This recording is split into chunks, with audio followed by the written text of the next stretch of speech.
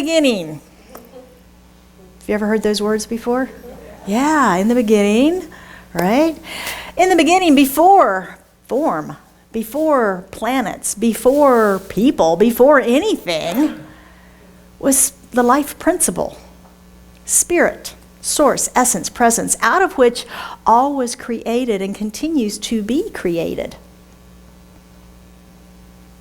Our author of The Science of Mind, the founder of Centers for Spiritual Living, Ernest Holmes, that Craig was just singing about, he said in the Science of Mind extension course. Anybody remember extension courses? You'd mail in the lessons and they'd mail them back. Yeah, a long time ago, way before the internet. He said in that course, first course, book 1, page 1, first thing he said, in the springtime of the year when the farmer sows his grain means in the beginning, before his crop is created by the laws of nature.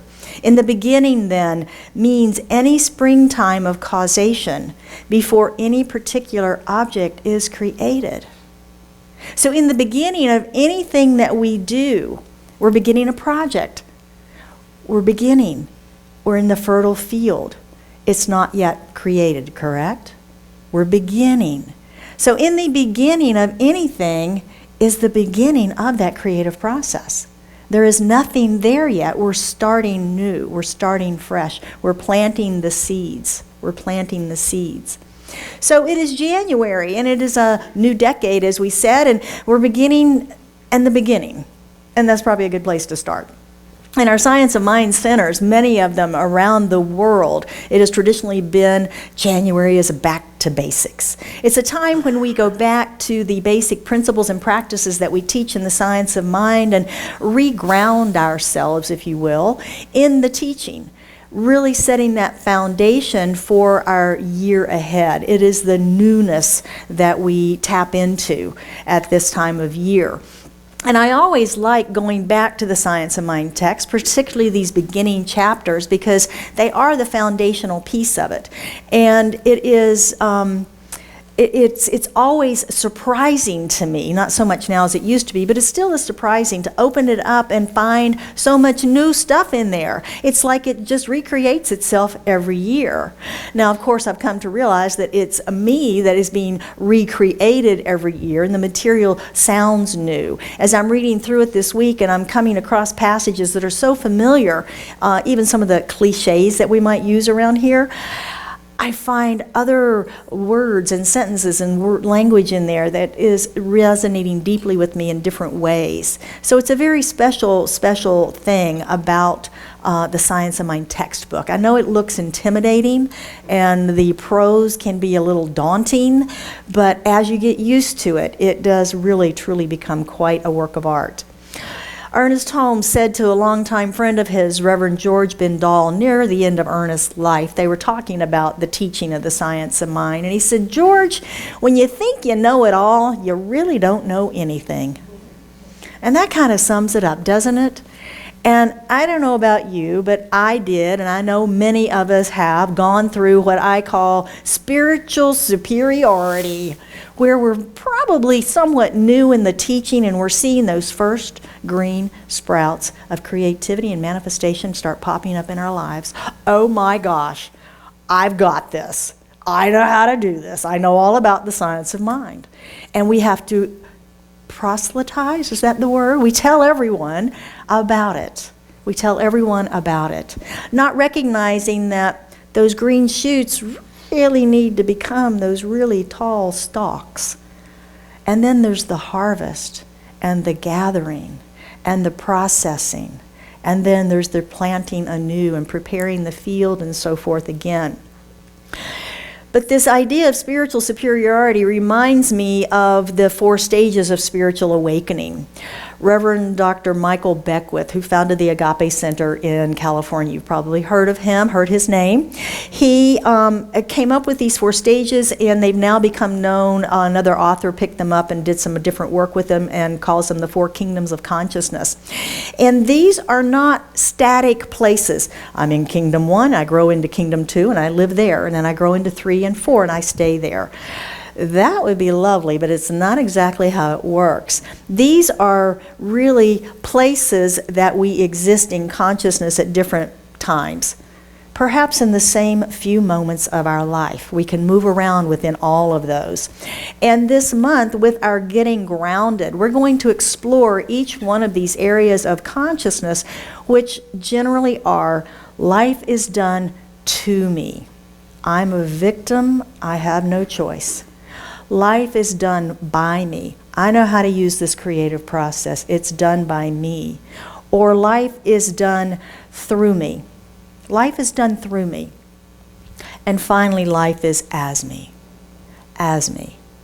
And so we're going to look at each one of those. But like I said, we bounce around in them all throughout our day, don't we? We don't hang out in one of them. It'd be nice to hang out in 3 and 4 all the time. 4 in particularly. It's a really blissful place.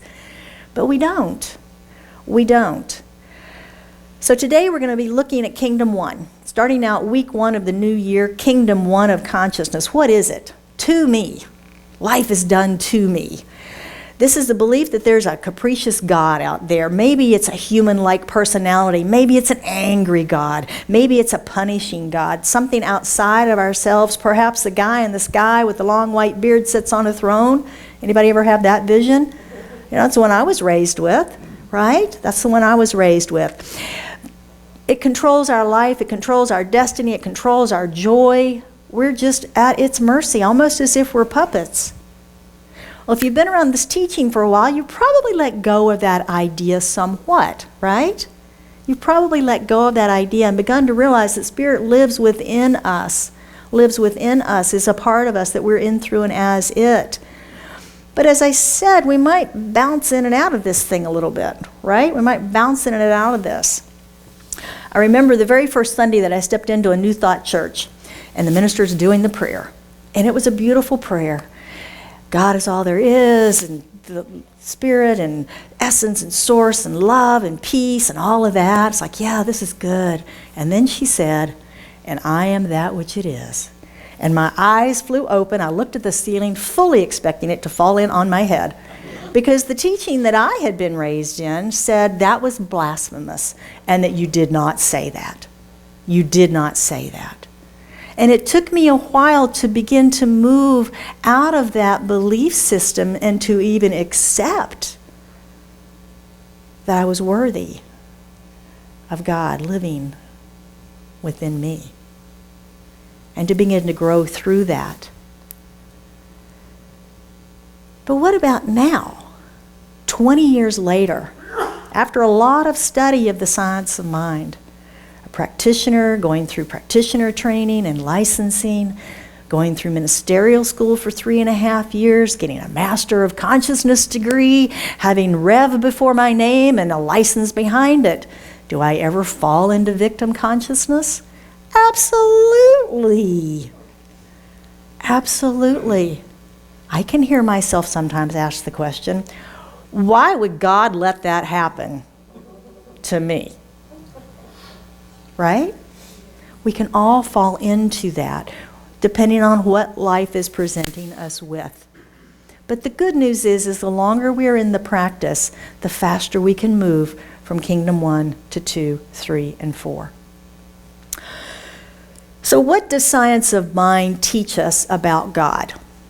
What does science of mind say about God? It says a lot about God in the Science of Mind book. Is the word God bothering anybody right now? Sometimes it does, because there's baggage attached to that word, isn't it? Well, the Science of Mind, Holmes has a whole chapter called The Thing Itself. Well, that's not out of any irreverence of any sort for the infinite presence, but it is this indescribable presence. I mean, how do you describe something that's infinite from the perspective of a finite mind? How can we even begin to describe that? So he came down to this idea of the thing itself, and that's what it's, the thing itself. It's all that is. It's the allness of creativity. And the word God has gotten a bad rap in the English language a little bit. There's some baggage attached to it, perhaps, from previous interpretations and previous teachings and things. So some people have a problem with that. In our centers, we use words like the creative power, creative intelligence, first cause, spirit, mind, invisible essence, ultimate stuff, the absolute, and of course, God. And God is the first principle in the science of mind. Remember our what we believe statements that I've read a couple of them? The very first one, the first 4 words, and when he was asked, what do we believe as science of mind? What does it teach? We believe in God. It's the first 4 words. We believe in God. The living Spirit Almighty, one indestructible, absolute, and self-existent cause. The one manifests itself in and through all creation, but is not absorbed by its creation. The manifest universe is the body of God. It is the logical and necessary outcome of the infinite self-knowingness of God. It's a lot of words and a big concept, isn't it? Anybody have clear understanding of what that is? Yeah, okay, fine. I had an idea, a divine idea, that came through this morning as I was talking about this. It's like, how do I describe God? I mean, it's goodness gracious, as ever creating, all creating, ever expanding. You know, how can the infinite expand? You know, hard to get your mind around those things. And what came to me was the idea of a house. Perhaps because I've been in real estate for a long time, but the idea of a house came to me. And if you think about having a one-room house, just for you, maybe a tiny house, and it's fine. But then you meet someone, and you fall in love, and maybe you get married, and now there's 2 people. Well, the little house with 1 room is not quite enough, because there's been creation that's happened. The relationship has created and it's expanded. And now within that, there's creation happening, right? There's more ideas, there's more need, there's more desire coming forward of some expansion that needs to happen. So boom, now we've got 2 rooms on the house. The house expanded. Creation happened. Well, now maybe there's some children that want to come along, right? Here come the kids. Well, all of a sudden, that's a new idea, a new creation, and what happens? The house has to get bigger. So the creation has to expand. The ideas come forward for how that creation is going to look, and it continues to do that. And that's how, if you think about anything that you've created in your life, don't the creative ideas feed upon themselves and expand? And your own personal growth, how you have grown and expanded through the expansion of your ideas. And that is, in the science of mind, what Holmes talks about, God ever expanding and never ending, ever creating out of itself. Just like that little house was creating out of itself and continuing to expand. I thought that was a pretty good analogy, but anyway, I digress. So there are many names for presence. I've given you a few of them, and like I said, I've said many times up here, I don't care if you call it George, but the important thing is to not get caught up in the word and to recognize God's a relationship. God is a relationship that we build with the loving presence. If you're familiar with Rumi called God the beloved, and wrote love poems to God, wrote beautiful love poems to God. So, like any relationship, how do we build and maintain relationship? We spend time with it, don't we? We spend time with that other person. We get to know them. We reveal ourselves to them to let them get to know us. We build trust. We begin to love and express love, appreciation, gratitude. So we build that relationship with the divine. You've probably heard me tell the story here before about the couple that's driving down the road. They've been married about 50 years. They're seniors. And the wife, they're passing a car coming towards them, and it's one of the older cars with a bench seat, and the girl's sitting right up next to the driver, really snuggled up close. And the wife goes, I remember when we used to do that. And her husband very sweetly looks at her and goes, I haven't moved. And it's much like spirit. Spirit hasn't moved. Spirit is always right here present, available, ready, willing, able. But we, being these powerful beings of choice, can say, no thank you. I'll do it myself. Let our inner 2-year-olds come out, stomp our feet, resist, fear, set limitations and boundaries. We have all of those freedoms of choice, don't we? or we can choose to build the relationship with the divine within us and to express more of God. As Ernest Holmes said, it is only through love that we find the presence in its greatest and can use the power in its fullness. So I want to jump into our practicing the principles this week. The first one is our title today, which is Get Grounded. Get grounded. Each day this week, start your morning by getting grounded. What does it take for you to get grounded? Is it doing a meditation where you focus on the root chakra and grounding into Mother Earth? Is it rereading those first 4 chapters, first 4 books of the Science of Mind, the thing itself, the way it works, what it does, and how to use it? Those are your basic building blocks of the Science of Mind. Ernest explains it all there. And then he puts another 500 pages behind it to give you more details. But that's all there. Decide what it means to you. Reground in the beginning in the new year for you. Number 2, start dating God. You got a new girlfriend or boyfriend, right? Start dating God.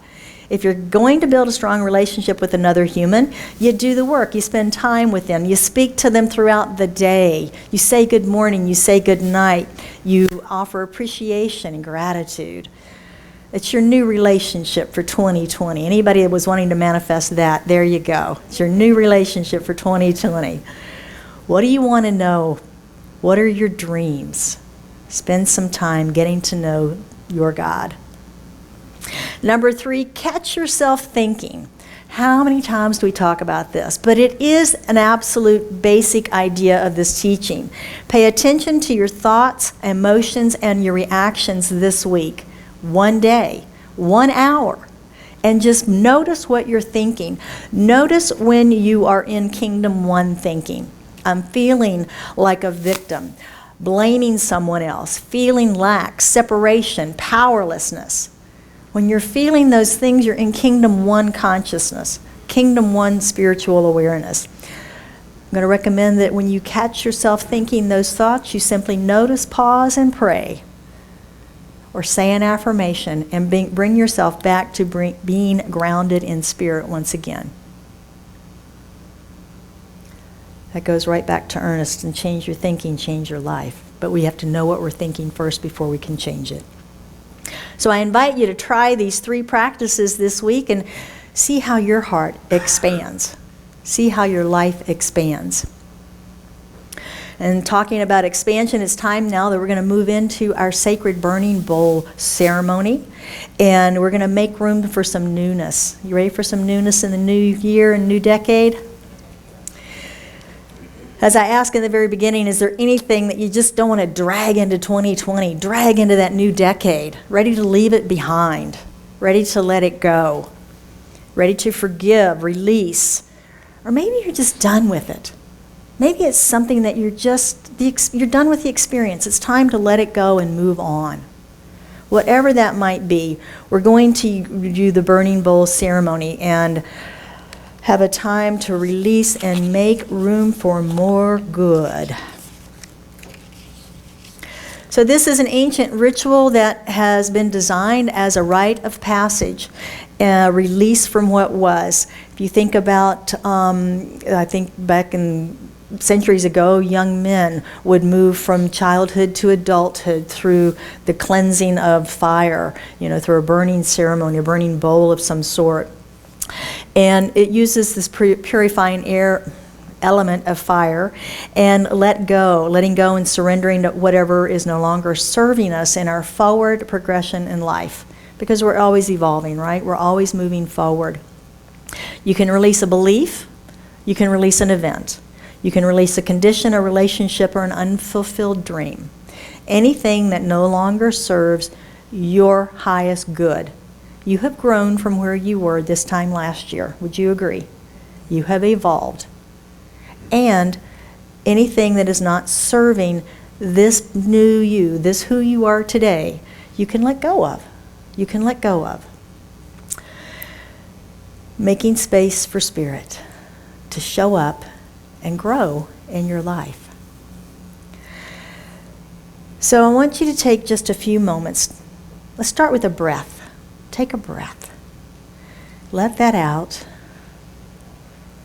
And just consider the thing, thought, belief, habit, situation, whatever it might be, that is no longer in service to your highest good, that you want to release from your awareness.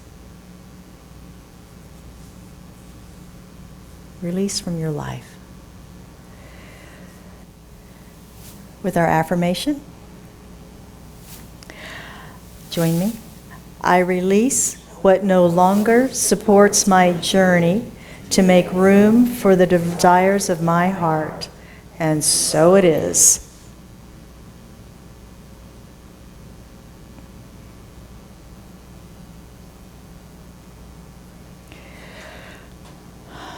Ready?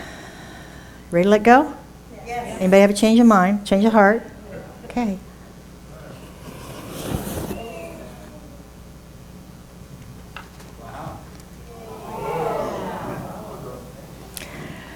And so it is that easy, my friends.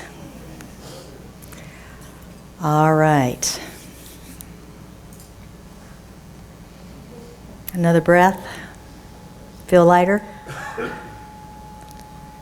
We have a void. The universe doesn't like voids. We have created that void, and now we need to consciously fill it and plant our seeds. The field has been burned, if you will, and it is now time to plant the seeds of 2020, or the soaring 20s rather than the roaring 20s, and to plant your desires. You will receive a 3x5 card. The ushers are bringing those forward. And we're going to have a chant for you to listen to, sing along with if you'd like, for a few minutes. And write your intention, your seeds of desire for 2020 or the entire decade, or both, whichever touches your heart this morning. And then when you are complete, simply get up and come forward and place your intention in the bowl and light a candle. And the reason that we light candles for our intentions is to illuminate them in the world, to shine that light.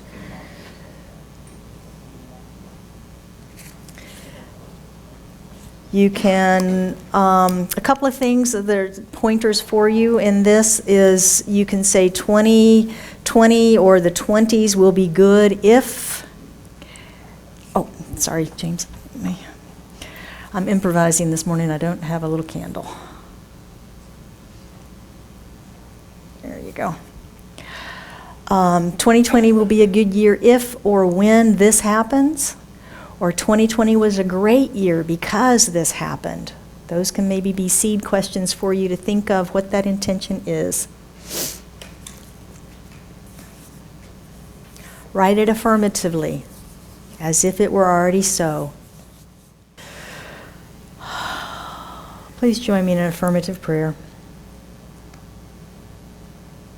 How good it is that we come together on this beautiful day in celebration of the light and the love that God is, recognizing that that infinite power and presence, the one life, is in, through, and as each one of us right here, right now, as an expression of it, individualized and unique in this exact time, space, reality. Not 100 years ago and not 100 years from now, but now, 2020.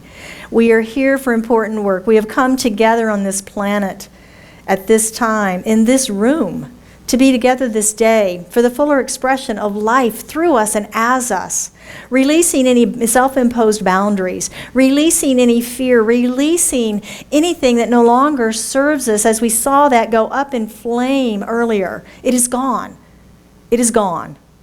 And now we have set our intentions, planted our seeds in this fertile field of creativity in the one mind, in the mind of God.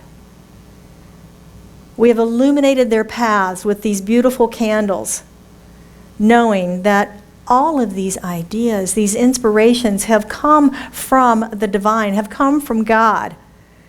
and have been implanted in our hearts, and now we simply get to watch them be made manifest as all is assembled and coming to us with ease and grace to make them manifest in form in our lives this year.